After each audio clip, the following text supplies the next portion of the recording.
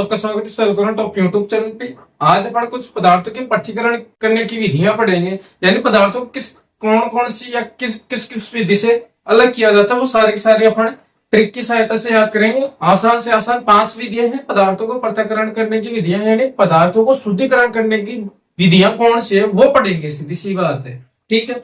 आपका टाइम बिना गवाए हुए सीधा अपन बात करते हैं विधियों के बारे में। कितनी विधियां हैं मैंने पहले ही बता दी, कितनी विधियां हैं? 5 विधियां हैं जो आपके सामने लिखी हुई है। हाँ जी, पदार्थों का शुद्धिकरण, यानी पदार्थों को मैटर द्रव्य, ठीक है। द्रव्य अलग है, द्रव्य अलग है, ठीक है। मैटर पदार्थ को क्या बोलते हैं? मैटर बोलते हैं। तो 5 विधियां हैं, ठीक है। हाँ जी, कौन कौन सी है? निषेधन किसे कहेंगे? कौन सी पदार्थों को अलग करेंगे वो करेंगे। क्रिस्टलीकरण, ठीक है, ये विधि। ऊर्ध्वपातन, ये विधि है। एक आसवन और एक है प्रवाजी आसवन। ये कुछ 5 विधियां हैं जिनकी अपन चर्चा करेंगे अच्छी तरीके से।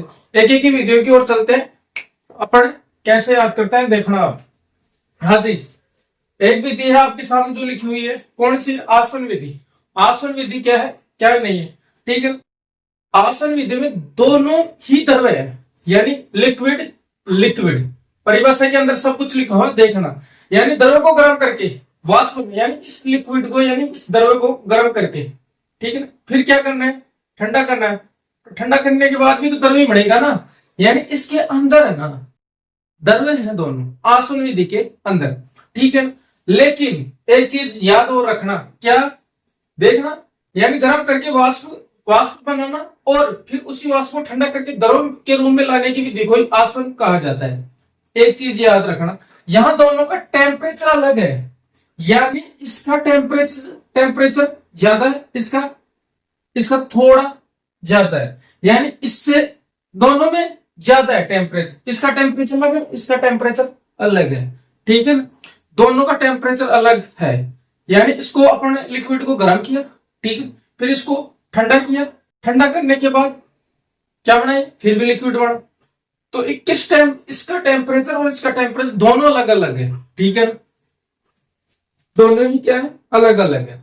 बस यही विधि है आसवन विधि, यानी इसके अंदर दोनों ही क्या है? द्रव्य है, ठीक है। देखना साहब, यही है आसवन विधि द्वारा मुख्यतः द्रव्यों के मिश्रण को ही पृथक किया जाता है, यानी इसमें आसवन विधि में सिर्फ द्रव्य ही होंगे दोनों, ठीक है। हो गई बात। आगे चर्चा करते हैं दूसरी विधि कौन से। एक मैंने बताई थी प्रवाजी आसवन विधि, ठीक है। ये आसवन विधि है, ठीक है। और देखना इस आसवन विधि की परिभाषा, यानी जब दो द्रव के क्वथनांक में अंतर अधिक हो, क्या हो? अंतर अधिक हो। लिक्विड, यानी इसके आसवन विधि के अंदर क्या होंगे? लिक्विड होंगे, दोनों के दोनों द्रव्य होंगे, लेकिन इनके क्वथनांक में अधिक अंतर होता है, यानी इसका टेम्परेचर, यानी इसका तापमान और इसका तापमान दोनों क्या होंगे? अलग होंगे, ठीक है।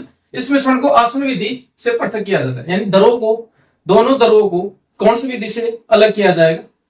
आसवन विधि से, ठीक है। और इनके दोनों का टेम्परेचर क्या होगा? अलग अलग होगा, ठीक है ना, यानी अलग अलग अंतरों में इसका टेम्परेचर, इसका टेम्परेचर अलग अलग होगा, ठीक है। एक प्रवाजी आसवन विधि है, प्रवाजी आसवन विधि, ठीक है। आसवन विधि में भी दोनों द्रव्य थे और इसमें भी क्या है? दोनों ही द्रव्य है। क्या है? दोनों ही क्या है? द्रव्य है। लेकिन एक चीज और याद रखना, यहां दोनों का टेम्परेचर है ना, वहां दोनों का तापमान क्या था? अधिक था। यहां दोनों का तापमान अधिक नहीं है, यानी इनका अंतर है ना, ज्यादा अंतर नहीं है। ये अगर 100 डिग्री सेल्सियस है तो ये ऐसे मान लो कि ये 2 डिग्री सेल्सियस, यानी इसके तापमान में है ना ज्यादा का अंतर नहीं है, सीधी सी बात है। और दोनों ही क्या है? लिक्विड है, द्रव है, ठीक है। और आसवन विधि में भी क्या था? उसमें टेम्परेचर दोनों का ज्यादा था, ठीक है, ठीक है। यही है प्रवाजी आसवन विधि। आसवन विधि में दोनों द्रव थे, वहां टेम्परेचर क्या था? अधिक था।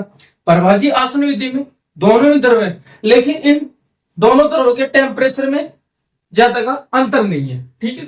यही बात प्रवाजी आसवन में कह रखी। आगे और चलते हैं, कौन सी विधि है? ऊर्ध्वपातन, ठीक है। जैसे ठोस है, ठीक है, ठोस सीधे ही किस में चेंज हो जाए? गैस में। पदार्थ की 3 अवस्था आती है, कौन कौन सी? ठोस, ठीक है, लिक्विड, द्रव्य, गैस। ये 3 आती है, 5 आती है, बल्कि अपनी प्रकृति के अंदर यही होती है, ठोस, द्रव्य, गैस। अपनी प्रकृति के अंदर 3 ही होती है, ठोस, द्रव्य, गैस। वैसे पदार्थ की अवस्था पूछे तो 5 है। कितनी है? 5 है। कौन कौन सी है? पहली हो गई ठोस, दूसरी हो गई द्रव, तीसरी हो गई गैस, चौथी हो गई प्लाज्मा और पांचवी कौन सी होगी? Bose Einstein condensation. ठीक है ना, ये 5 अवस्थाएं पदार्थ में। लेकिन इसमें देखना, ये सॉलिड है, सीधा ही द्रव्य ना बने, सीधा ही क्या बन जाए? गैस बन जाए। ये ना बने, द्रव्य ना बने इसमें। उसी विधि का नाम क्या है? ऊर्ध्वपातन अभिक्रिया। यानी ठोस से क्या बन जाए? सीधा ठोस से क्या बन जाए? सीधा गैस बन जाए। ठीक है ना, गैस क्या बन जाए? गैस बन जाए। ठीक है, गैस। तो वो विधि कहलाएगी ऊर्ध्वपातन विधि। ठीक है, इसके अंदर ठोस और गैस है। हो गई ये चर्चा। देखना साहब, इसमें भी लिखा है, ये एक भौतिक रासायनिक प्रक्रिया है जिसमें कोई पदार्थ अपनी ठोस अवस्था से सीधा गैस में परिवर्तन हो जाता है। कौन सी विधि कहलाएगी? ये कहलाएगी ऊर्ध्वपातन विधि। ठीक है, आगे और चलते हैं। ये देखना साहब, इसके उदाहरण और देखना। यानी पदार्थ की अवस्था किसी मध्यवर्ती द्रव अवस्था में परिवर्तित नहीं होती। ठीक है, यानी सीधा ही किसमें? गैस के अंदर। द्रव में परिवर्तन नहीं होती। ठोस जैसे बर्फ है, बर्फ का क्या बना? जल बना। जल से क्या बना? गैस। तो इसमें है ना, जल नहीं बन रहा, सीधा क्या बन गई? गैस बन गई, वाष्प हो गया। ठीक है, ऐसे समझ लो, सीधे ही वाष्प के रूप में उड़ जाना ही ऊर्ध्वपातन। एक उदाहरण। ठीक है, उदाहरण क्या है? देखना, आयोडीन, नमक NaCl।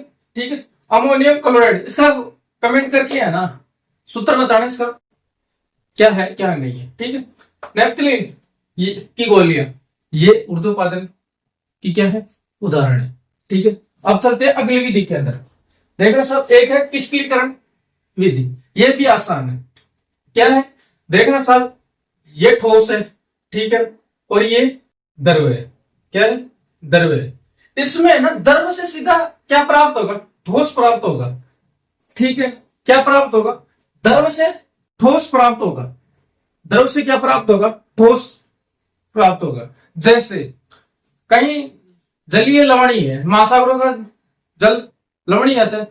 अगर उस जल को अपने भूमि पे डाल दें तो जल तो नीचे अवशोषण हो जाए जल का। तो जो नीचे ऊपर परत बची क्षार यानी नमक की, उस नमक को अपने इकट्ठा कर लेते हैं, वो विधि है। ठीक है ना, सांबर झील वाला उदाहरण देखियो, वो इसी विधि पे है। कौन सी विधि पे? इस क्रिस्टलीकरण पे। क्रिस्टल का मतलब होता क्या है? ठोस। यानी द्रव से ठोस अलग हो जाए। ठीक है, यही है। यानी ठोस को द्रव में अलग करने के लिए क्रिस्टलीकरण की विधि द्रव के वाष्पन से आरंभ होती है। ठीक है, यानी द्रव है, द्रव का वाष्पन हो जाएगा या जल का अवशोषण हो जाएगा, जो भी है। लेकिन जो जल के अंदर लवणता है वो तो ऊपर ही है ना। ठीक है, नमक कैसे तैयार करते हैं? ऐसे ही तैयार करते हैं। कौन सी विधि से? इस क्रिस्टलीकरण विधि से। ठीक है, आगे और देखा कौन सी विधि है। एक है निषेधन। इसका एक ही याद रखना, क्या है निषेधन का मतलब? छानना, फिल्टर, छानना। क्या याद करोगे? छानना। ठीक है, जैसे किडनी अपना क्या काम करती है? किडनी रक्त को छानती है ना, तो कौन सी विधि पे वो काम करती है? ये बताना, निषेधन। ठीक है, देखो साहब, विषमांगी मिश्रण किसे है? यानी जिसमें कोई भी मिश्रण मिला हुआ ना हो, यानी दोनों अलग अलग दिखे। जैसे अपना विषमांगी का उदाहरण देख सकते हैं, नमकीन हो गए, नमकीन के अंदर जो भी मूंगफली के गुले हैं, ठीक है, वो हो गए, दाल हो गई, वो सारे के अलग अलग दिखते हैं, वो विषमांगी मिश्रण कहलाता है। ठीक है, देखना सब विषमांगी मिश्रण में से द्रव व ठोस को अलग अलग करने की विधि, यानी द्रव व ठोस को अलग करने की विधि। जैसे अपने कैसे याद करें? यानी जल से, यानी जल मिट्टी के अंदर घुला हुआ है तो जल अलग हो जाएगा, मिट्टी अलग हो जाएगी। ये देखिए, इसके उदाहरण है रेतीली जल से जल को पृथक करना। ठीक है, यही है निषेधन विधि। ठीक है, फिल्टर सीधी सी बात है, छलनी। जैसे अपन आटा छानते हैं ना, ठीक है, आटा, वही है कौन सी विधि?